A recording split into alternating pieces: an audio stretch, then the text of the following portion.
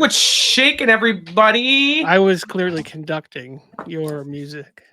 Yeah. There. And I was obviously playing it for real. For reals. Yeah. All right. Excited to talk about Loki season 2, episode 2. The first one confusing as heck. Yes. Yes, it All was. right. Loki got torn apart. Yeah. You know what's Then put funny back is together. that I remember very little of that first episode. Like it tore my brain apart to the point where I remember him coming apart. It was my brain came apart. My brain came apart. That's fair. But now we're on episode 2. Yes. A fairly okay episode. Yeah. All Coming right. back. We're starting out I think in the streets of London. London? In way back when. I don't know if it was London or not. I didn't hear anybody. London? Did somebody have an accent? London, UK. Oh, it is. So that's where the premiere for Five's movie is. Yeah. Yes, Five's movie. Who actually becomes a guy, right? The movie is Zodiac, which is a comic book character. Mm-hmm. And he refers to it as a horror thriller type deal. Yeah. Who's the comic book character? Zodiac. That's his name? Yeah, Zodiac. If you want to bring it up real quick. What's he do? So it was a like alien style character that would take over like and possess bodies and stuff like that, and then eventually it took over the actor, I think, playing the character Zodiac. Zaniac or Zodiac. Yeah. Well, Zodiac was a completely different movie. He was a murderer. Zaniac or Zaniac? Zaniac, yeah. Yeah, and then he resided in that like monster creature for some time, I think. I might be wrong. I may have made that entirely up. Did you? Or I didn't. You tell me. And in the description or in the comments, you tell me if anybody knows better about this character. I think it's just an Easter egg, but I don't think it'll play much more importance. Oh, okay. In the MCU. Yeah, so he's found his new, or not his new self, but his old self. Right. On the main timeline. Brad has X5, aka Brad. He's found his self on the main timeline. He's taken over that, which I don't know if that means that he's taken out him that is originally there. I don't know. And taken his place, or did he jump back into time when he would have left? Because at first, when Loki and Mobius arrive, it appears as if Brad doesn't realize that that he had a different life at the TVA. Or at least that's it appears that he doesn't until they talk to him, and we find out that he does remember that life. Oh. And then he dupes them into thinking he's going to get a drink. Well, he dupes Mobius anyway. And then he busts out of there, takes off. They got to chase him. Pretty funny. And then I'm super happy to see in this chase the magic being used. Yes. And some cool ways too, like classic ways, but also some new cool ways. Like the whole shadow jam was really neat. I love the shadows of Loki with his helm on that come and grab Brad's arms. Are we calling him Brad today because this episode is Breaking Brad? Yeah, I thought that was a clever title as well. Yeah. But yeah, this is about Brad. Yeah. This is about X5s, the whole episode, pretty much. Yeah, him using his magic, I was glad to see that because I feel like we were lacking that. Yeah. A lot of times in these situations, I'm like, just use your dang magic. What was it? Because he can't use his magic at the TVA, right? The TVA, I don't think he can use his magic. But yeah, the whole thing with the misdirection and making illusions for the gangsters Mm-hmm. in the streets, and then having 3 of himself, and even Mobius was tricked by it. Yeah. And thinking that he was standing beside the real one, and clearly he wasn't. And that's the stuff I like to see with Loki. Yeah. That little bit of mischievous stuff, and that's the true Loki to me. Yeah, it's nice that they're like pulling it back to that point and kind of and like you said, that whole bit with the shadow Lokis, and they grow the horns and stuff, very reminiscent of like in the movie Ghost with Patrick Swayze. It is reminiscent. I didn't think about Ghost when I was watching that, but yes, it's very reminiscent of when the ghosts take, or the demon ghosts or whatever, take people to hell. Very cool, very cool. I wouldn't be surprised if that was intended. Yeah, wow, that's quite possible. So yeah, so it's a low-key reference, that's for sure. Oh, definitely a low-key reference. The tempad that Brad has, yeah, he's using it quite differently. Brad's pad. I like that. I really do like that. It has some sort of thing that allows him to glitch. Yeah, I thought that was a neat. Like he glitched himself into the alley, back into the alley. Yeah, which is neat. Pretty cool. And obviously, this tempad has some modifications. Yeah. Right. But who did this for him? Like, because I don't feel like Brad's the kind of guy that's out there. Just modding tempads. Right. So the thing is that I think each and every one of the soldiers, the Minutemen that went into the past to prune the out of control timelines, each of them must have a modded tempad. You think so? So that they can't be found, or so that what? Well, that's the thing, is that the problem is that at first he wants them to believe that it blocks their location, but there's something more to it. Yeah. Right? Did we find out what? I don't know that we found out what. I think Casey was working on it. Yeah, but he was going to talk to Ogopogo, and then Ogopogo? OB? and then, I don't think they got around to actually explaining anything that it did. I gotta say, OB's a pretty cool character. Yeah. I was happy in this episode that we got more of him. Like, they didn't just kind of leave him. I got a feeling he's going to be seen quite a bit through this season. I think so. And I think there's more to him. Ooh. I think that he may have a larger importance. I think he might take over the TVA and make it better. Maybe. Instead of just out there pruning people, killing billions. I just think, I think he's an Omega being. Do you? I think so. Wow. That's a big time.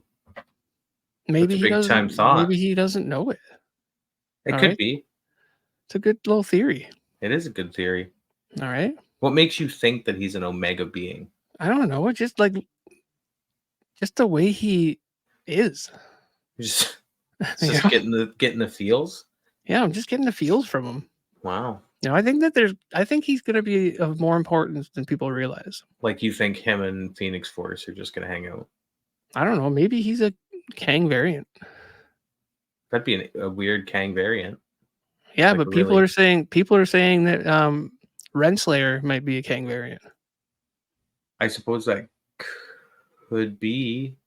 And we have Sylvie. If we're talking about theory time, there are people who are saying that Miss Minutes and Renslayer put together create a full Kang. That's weird. Okay, which is why Miss Minutes might be a Kang or a portion of a Kang. Why does she have so much control? Why is Yeah. she able to open the doors to the temporal loom when it requires a temporal aura of a Yeah. Kang? Yeah, because she can override it or something. They talk about it. I don't know. This Because is well, I mean, she's like the AI hardwired into the whole Yeah, it might just be system. that, but she's obviously gone rogue. Yeah. Well, she's hanging out with Renslayer. Okay.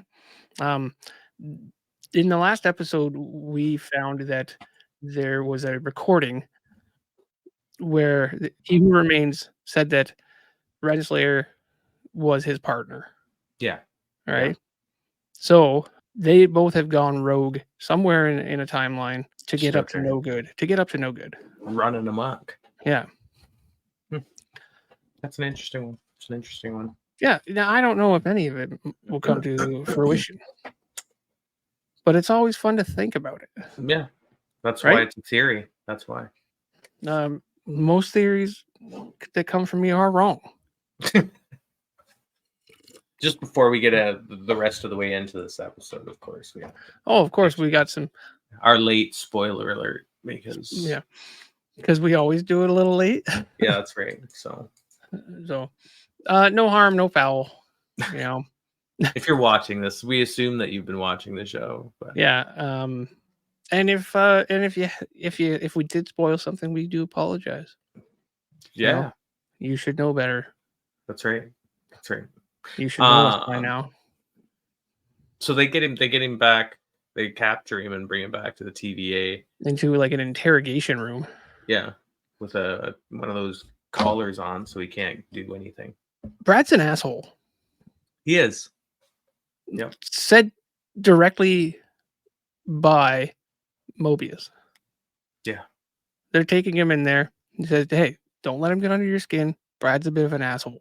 Yeah, and everybody knows it. Obviously, like it's not a secret, and it's not just about him. He's not just become an asshole. Obviously, he's been an asshole for. Oh yeah, he's a seasoned asshole. Yeah. Sounds like a nasty dish. I don't want. I'll have the seasoned asshole, please. We finally get to see a little emotion out of Mobius when they first go in to interrogate him, which I thought was great. A little more than just happy-go-lucky Mobius. Yeah, I think that like Mobius knew going in there that he was going to try to play them. Yeah.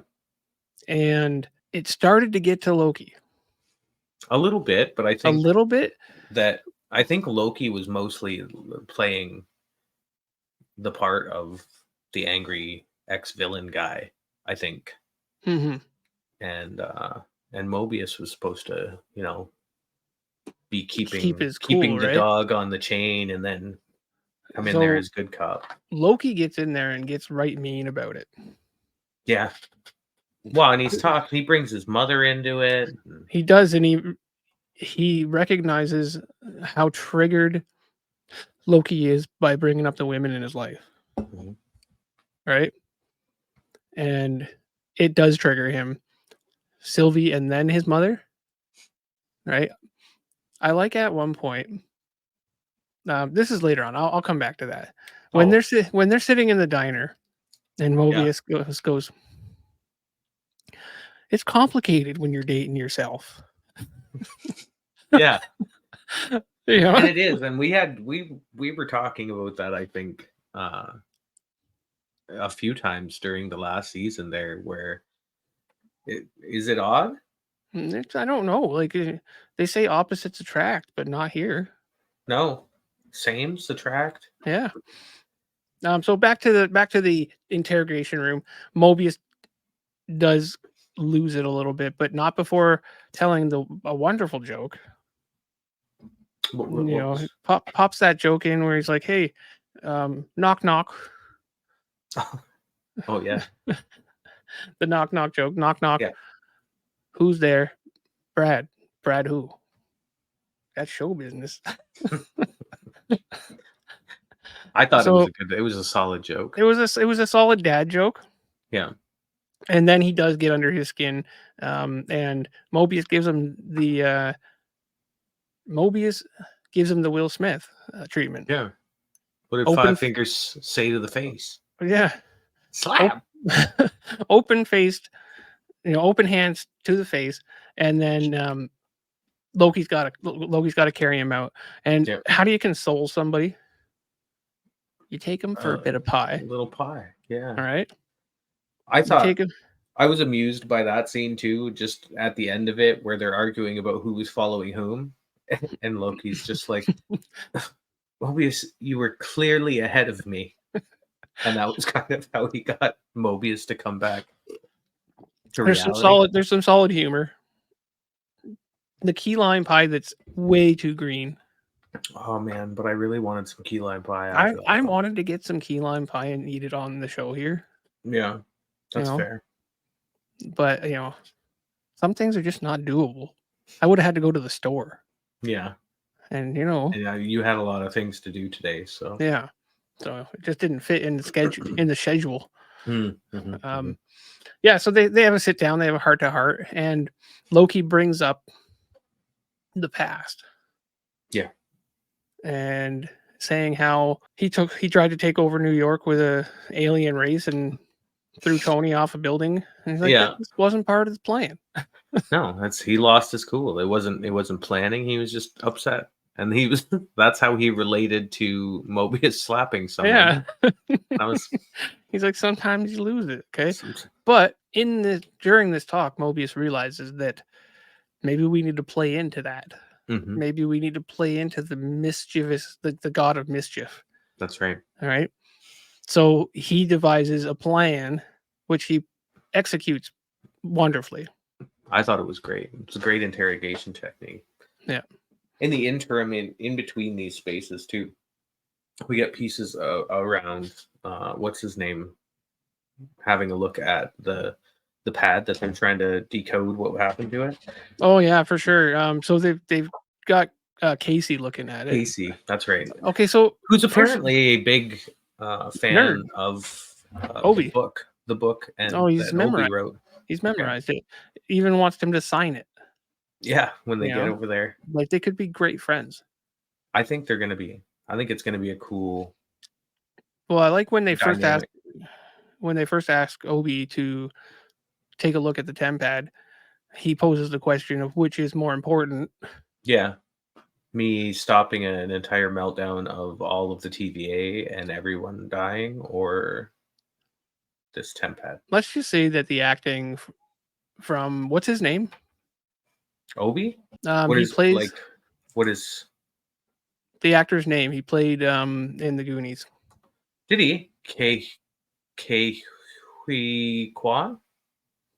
Is that it?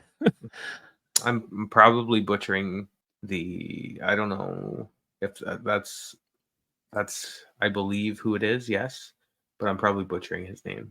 Oh yes, I believe he played the little tech kid in the Goonies. Oh, that's so stereotypical. But yeah, he's quickly become like a favorite. Oh, for sure. For sure he is. So yeah, so they're playing around with the TemPad, and the scene where they're playing with the TemPad and looking through the booklet and trying to unscrew the TemPad while Mobius is reading the book, and they're confused as all heck. Well, yeah, it's like watching, me, an older generation. You, yeah. I was gonna say an older gentleman try and do anything. Oh, he was in the Goonies. You're right, and Indiana Jones. Oh yes, you're right. But great. Anyway, he does a great job here. Yeah, and then Casey comes back, going, "Oh, that's not what it is. I mean, I know this. I've memorized the book." Casey's becoming a helpful guy. I like Casey's character too. He's interesting. It's the weird ones. Yeah. Well, it's the two really like the nerdy, classic nerdy kind of I guess techie dudes. that would resonate with us, eh? That's right. That's You how know? that works. So he's going to take over. He's going to take a look at it, and he's also going to try to narrow down what timeline Renslayer's on. Yes. Okay. With all the confusion, though, it's very hard to do. Yeah. And well, there's timelines splitting off all over the place, and yeah, it's difficult.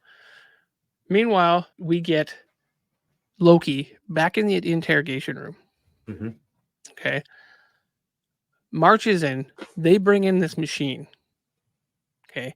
Not really sure what it does at first.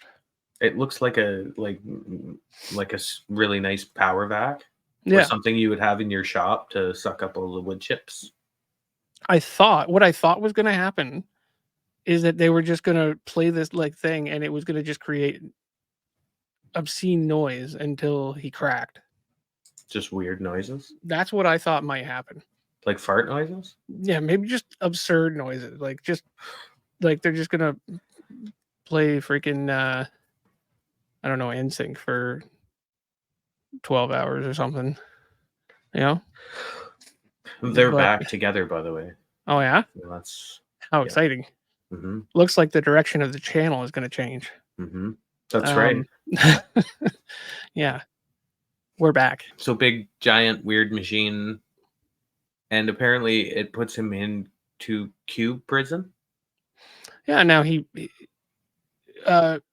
obviously knows what this thing does because he's terrified of it. Yeah. They don't have a controller for it. Mobius goes back out to get a controller. Mm-hmm. Okay. And then locked out. He gets locked out. Does a great job screaming. Loki! Loki, open the door! Brad, you need to get out of there. Right? Even using his name Brad to really drill it in, right? How serious this might be, okay? So Loki uses it clumsily, yeah. On the seat, which crushes it and stuff. Showing, okay, he doesn't really have much control over this thing. He really could mess up. Yeah, he talks about there being a learning curve. Oh, there must be a learning curve to this thing. And slowly and surely, the box gets smaller. And I think we've had something like this in D&D once. Except it was on fire. Well, everything's always on fire. Yeah, it slowly is crushing him. You can see that it's physically like against his like squishing him and stuff like that. And eventually he does break. Yeah. Letting out that he does know where Sylvie is, but I'll take you there. I'm not just going to tell you. Or no, actually, it was Mobius's idea. Yeah. To take him there because Brad don't want to go. No. By all means, he doesn't want to be there, and there's good reason for that. Yeah. Because Colonel Nazi's gonna blow up the world. Well, not the world, but several worlds. Several worlds. Okay, well, yeah. He does take them there, though. Yeah. Under the pretense that that he is he's let to live his life on the main line. Now we end up at the McDonald's that we saw in the last episode there. Yes, we do. And we get to see Sylvie working at the McDonald's now. Did Sylvie have a mullet before, or is it just this time? Well, I know mullets are back, I think, or were back. Well, I don't know because she's always had some sort of headgear on. Yeah, so I don't know if she had a mullet, but she definitely has like a full-on mullet at this point. Yeah. So of all the things she could do, he decides I want to work at the McDonald's. Okay. Yeah. Now here's my suggestion. Okay. Maybe not at the McDonald's, but my suggestion. Mm-hmm. You're back in the early days. Yeah. Okay. My suggestion: make money in our time and go back there and live with it. I don't know how that would work though. I don't know if you go back with money unless you like had currency that looked like the currency then. I don't know. Make it because you couldn't open a bank account and then take your bank account back in time. So that's not how that would work. Just make it work. Although American money is kind of always to me look the same. So maybe there you go. There you go. I mean, there's I believe there's dates on that. Yeah. Oh, Maybe. 2023. It's not 2023. These are obviously counterfeit. But I feel like you should try to at least Back to the Future it. Can we go over the fact though that Sylvie is in fact, magic? Probably just Doesn't really need the money. kind of really just make money. Okay, yeah, Like, oh, okay, here's Mike. money. Is I this thought for long and you? hard about Is this for you or is it for Sylvie? It's more my plan. Oh. So my time machine that I didn't build, and we know I didn't build I it. was counting on you to do that. But no. So someone else is gonna have to build one. Yeah, somebody's gotta build a time machine. Yeah. So they do go back and they find Sylvie. She's not happy to see Loki. No. He says, I'm not here for a fight. I've seen you. I didn't think they ended on that bad of terms. Like, she pushed him through a thing and then killed the. She thinks that he's coming to like reprimand her or something. I don't know. Maybe, but she looks like she's like right pissed to see him, and she was the one kicking him through doors and stuff. Yeah, after. I feel like maybe they had a moment. I feel like maybe he has more reason to be upset. Yeah, but somehow she's upset. It's classic. She doesn't know it, but she kicked him through time. Yeah, and now he's a mess. Or what's a mess? No, they kind of sorted that out. Yeah. She doesn't want anything to do with it. She would rather just let it be. She thinks that she solved the problem and they can move on and stuff like that. Inside, though, this scene where they're having dinner, great little conversation piece between Brad and Mobius. Yeah. Brad's like, well, we get to have this dinner together and stuff like that and everything. Brad just wants to get out of there. Yeah, he's not having it. He's in a hurry. Got a milkshake though, which he seems to be enjoying. I thought. Yeah, but I like how he's like, you know what, you get your own tickets for my movie then. Like, I'm not getting you in. Not even getting you in. So Mobius does catch on, brings him outside, forces him to tell the rest of them that shit's going down. Yeah. We need to get out of here. All right. So they do, but now they've got to jump into action. Because Renslayer's bombing the timeline. Not Renslayer. Or not Renslayer, sorry. What's her name? Nazi bomber. She really is not. She reminds me of like a Nazi. Yeah. They've got a similar setup that Sylvie had in the first season, where all the temp pads were hooked up to this device, and they were going in and they were bombing all sorts. I think like 300 plus timelines. Oh, they wrecked it. You were watching. You got to watch them on the monitor with all the branches.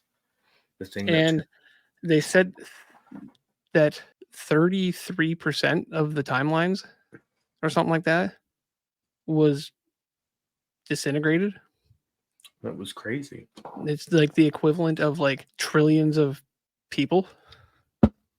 But again, once you're down to like that time, won't more branches just come off as things happen? In due time. And wouldn't this have like given them some time for their whole, like, the temporal loom is definitely under less stress now. Yeah, so they have more time there. So it's a was Thanos right situation? Yes, he was. Okay, we've already had this conversation. But is it not another conversation? Sure, like I guess. Right? Like, was it the right thing to do? Yes. Oh, to blow up all the timelines? Yeah. I don't know. I don't really know. I mean, theoretically, you're going to get a whole bunch of Kangs and a new Kang war, which isn't good. It's not going to be good. This is it's definitely was Thanos right situation, I think. But they did manage to eradicate a lot of the Minutemen and Nazi bomber. Yes. General Dox, Dox, yes. Nazi bomber. who is played by Kate Dickie. Kate Dickie. Good name. The fact that they came together, held hands, created a bit larger force, blast them. It's actually a pretty good fight scene. Yeah. Yeah.